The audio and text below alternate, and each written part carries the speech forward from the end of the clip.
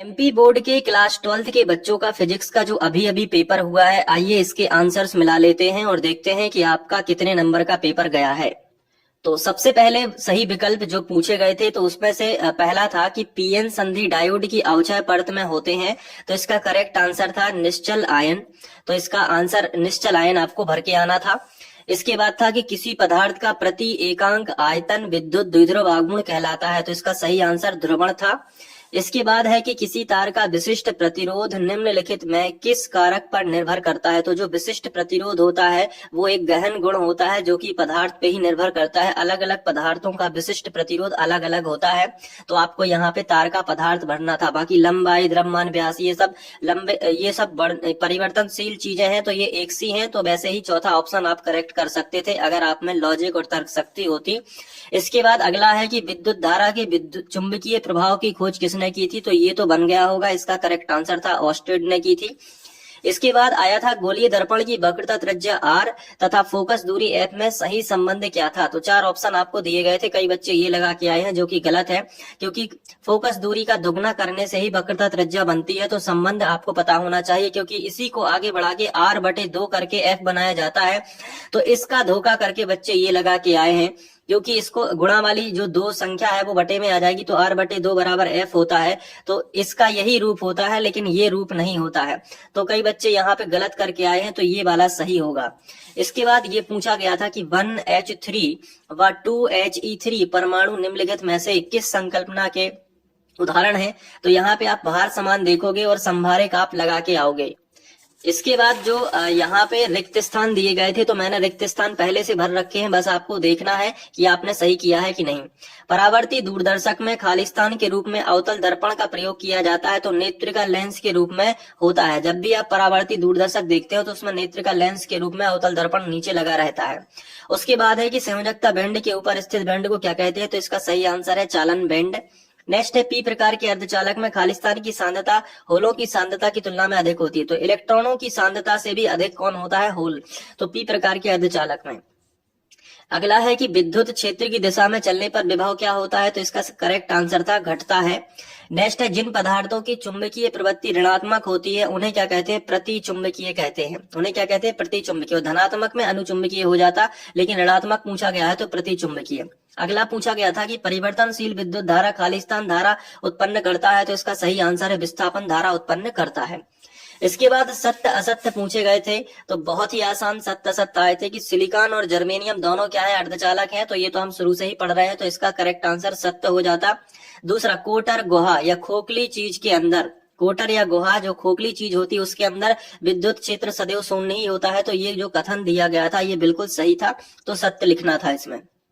इसमें अगला था कि अर्धचालकों की प्रतिरोधकता ताप बढ़ाने पर क्या होती है, तो बढ़ती है। तो आंसर है नहीं बढ़ती है बल्कि घटती है। तो ये जो कथन है वो असत्य था।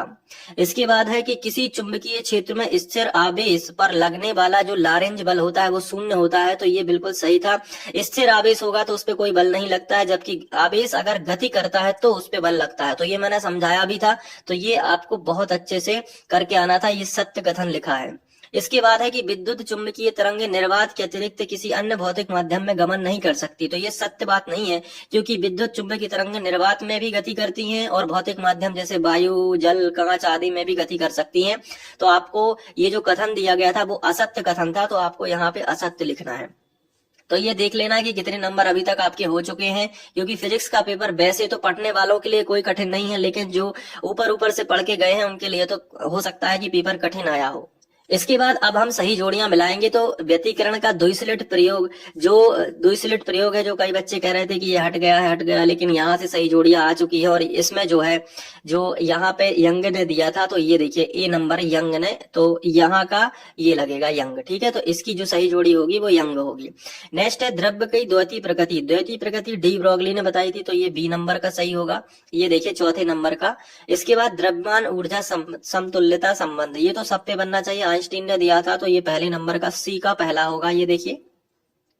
इसके बाद है स्थिर विद्युत बल, स्थिर विद्युत बल पे जो नियम दिए गए थे, तो बल कूलाम का ही बल होता है, तो आप यहाँ पर रिलेट कर सकते हैं, तो कूलाम डी नंबर का सही होगा, तो ये डी का दूसरा सही होगा, कूलाम। इसके बाद यहाँ पे दिया गया था कि प्रेरित धारा की दिशा, तो प्रेरित धारा की दिशा देखो ई नंबर, प्रेरित धारा की दिशा किसने बताई थी, लेंज ने बताई थी।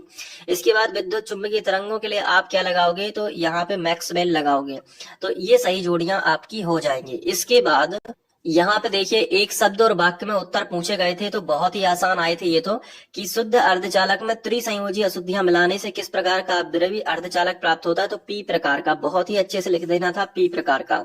इसके बाद है वायु में स्थित एकांक धनावेश से निकलने वाले कुल विद्युत फ्लक्स का मान क्या होता है, तो एकांक धनावेश के लिए एप्सिलॉन -1 की घात होती है, ये मान आपको लिख के आना था। इसके बाद है कि किसी विद्युत परिपथ में धारा को मापने वाले यंत्र का नाम क्या है, तो ये अमीटर है। इसके बाद है शुद्ध प्रतिरोधकीय परिपथ में शक्ति गुणांक का मान 1 होता है, शुद्ध प्रतिरोधकीय परिपथ में शक्ति गुणांक मैंने बताया था cos फाई 1 होता है। तो समझने वाले जो बच्चे हैं वो तो करके आए होंगे, लेकिन जो समझते नहीं है डायरेक्ट नोट्स में रटते हैं उन पे तो ये नहीं बना होगा।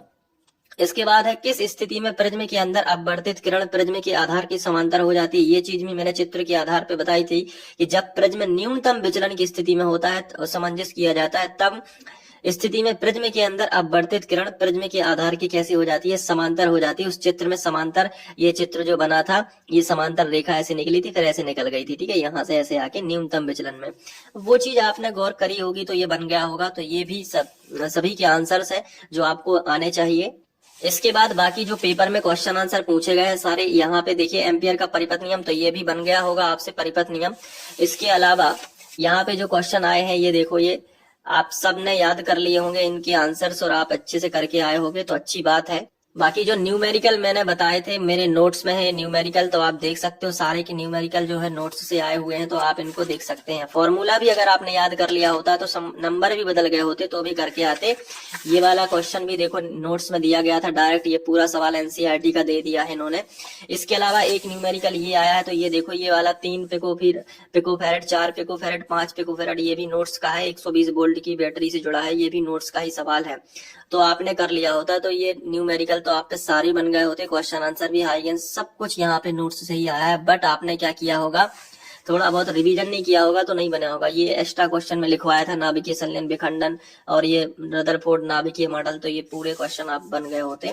तो पेपर वैसे ओवरऑल कहा जाए तो मीडियम है, ना ज्यादा कठिन है ना ज्यादा सरल है, मीडियम है। और आप अगर अच्छे से करके आते तो निश्चित एलसीआर परिपथ भी देखो यहाँ पे आ चुका है। इसके अलावा सरल सूक्ष्मदर्शी, तो पेपर मेरे हिसाब से तो मॉडरेट है, मीडियम है, कठिन और सरल के बीच का पेपर है। तो पढ़ाई अच्छी होगी तो निश्चित ही आप अच्छा करके आए होगे। तो इसके अलावा आप मिला लीजिएगा कितने नंबर है। Thank you.